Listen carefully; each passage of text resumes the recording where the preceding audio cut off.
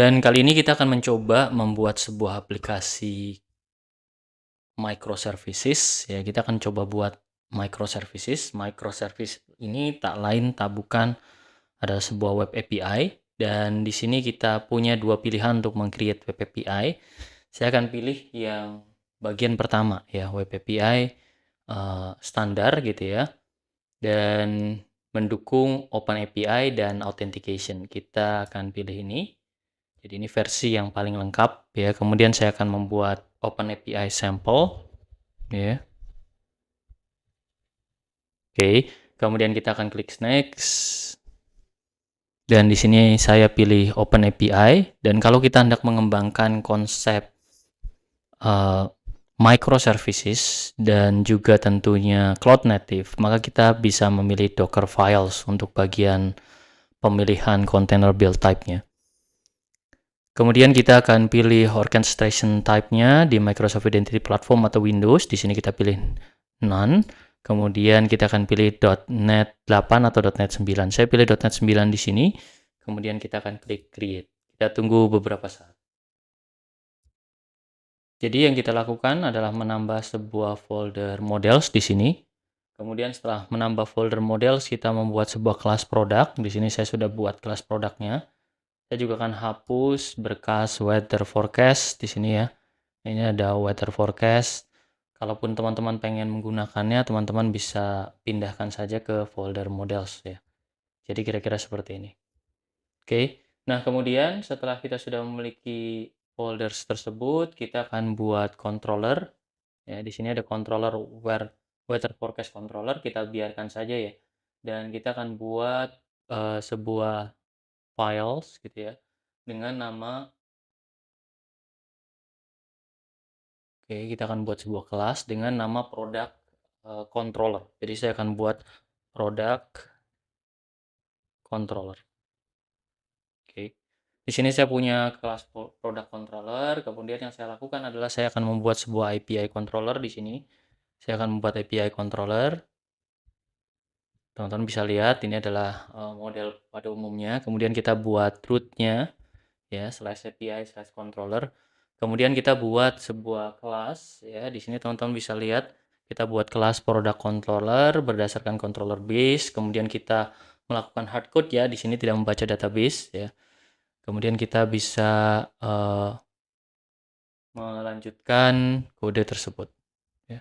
Ini pasti error karena kita membuat konsep kelas di dalam kelas atau nested class. Jadi saya hapus dulu kelas yang bagian luarnya ya, supaya tidak terjadi error. Nah, jadi nanti hasilnya kira-kira seperti ini. Nah, ini ya teman-teman bisa lihat.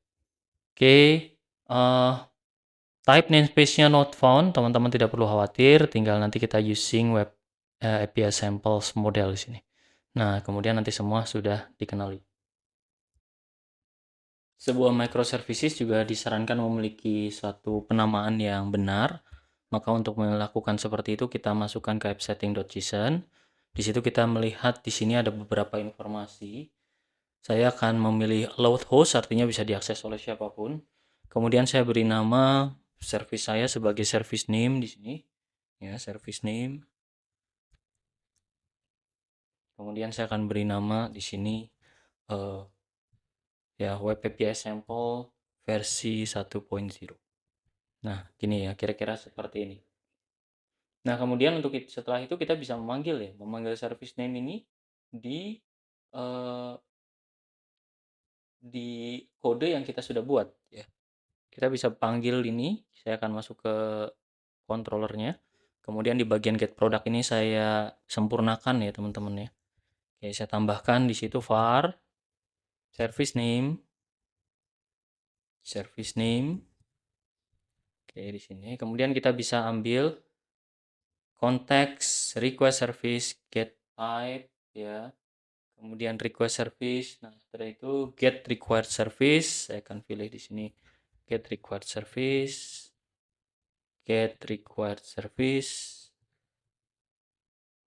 Oke. Service, teman-teman bisa milih ada key-nya di situ ya. Kita akan pilih key-nya adalah e-configurable. Kita pilih e-configuration. configuration, kemudian kita tutup, ya, kemudian kita balik ya, kemudian kita beri nama service name. Oke ya, kita beri nama service name.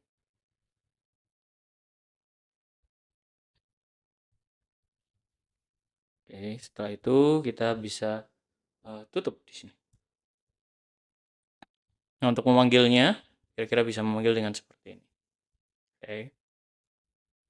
Jadi teman-teman bisa lihat salah satu hal yang harus kita lakukan pada saat kita bicara microservice adalah memberikan penamaan yang benar gitu ya. Oke, jadi kita perlu memberikan penamaan yang benar. Nah, selain itu, kita harus tahu kalau API ini atau microservices ini hidup atau tidak. Bagaimana caranya? Kita akan menambahkan monitoring. Oke, proses penambahan monitoring juga tidak terlalu sulit, teman-teman. Jadi prosesnya kita cukup menambahkan beberapa informasi gitu ya. Misalnya kalau kita hendak menambahkan di sini ya, ini kita sudah tambahkan controller, kemudian kita bisa tambahkan lagi misalnya untuk mengetahui servicesnya ada tidak di sini, endpoint API Explorer. Ya, kemudian kita tambahkan juga Swagger generation untuk membangkitkan services yang sifatnya eh, diotomatiskan dibangkitkan gitu ya. Oke. Jangan lupa di bagian atas juga kita akan buat builders di sini ya, dokumen gitu. Oke. Dan di sini ada error, kita lihat ya. Oke. Jadi services kita tidak sesuai. Nah, kita lihat dulu di sini kita pakai apa? Web application create builder, var builder sudah benar ya, add controllernya kita sudah ada. Ini tampaknya karena berbasis OpenAPI ya. Kita tambahkan dulu add controllernya ya. Kita akan tambahkan add controllernya. Oke, builder dot services dot add controller add controller dia ini dia. Oke, sip di situ. Kemudian setelah itu kita tambahkan dulu health check. Nah, ini ya health check. Ini penting ya. Jadi di sini kita tambahkan health check. Untuk mengetahui kondisinya jalan atau tidak, kita tambahkan builder dot services dot add health check. Nah, ini dia. Ini sangat bantu ya. Untuk kita tahu kalau kondisinya jalan atau tidak. Di sini kita bisa saja menambahkan OpenAPI ya. Kalau tidak menggunakan Swagger ya kita pakai OpenAPI di sini.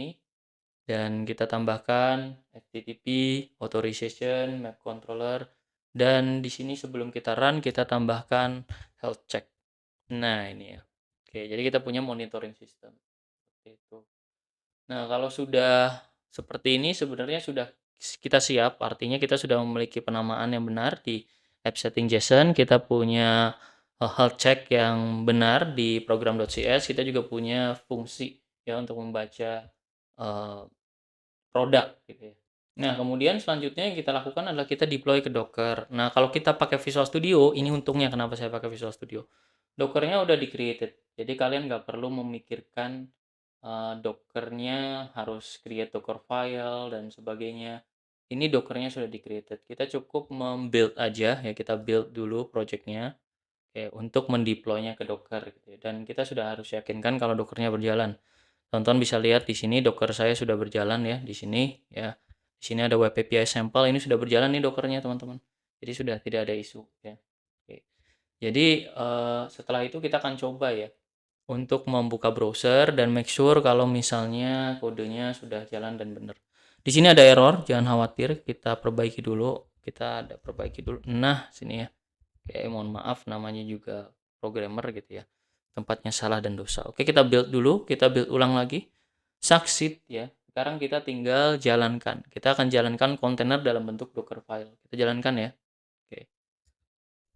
Nah, kita tunggu beberapa saat dulu ya. Oke, makasih.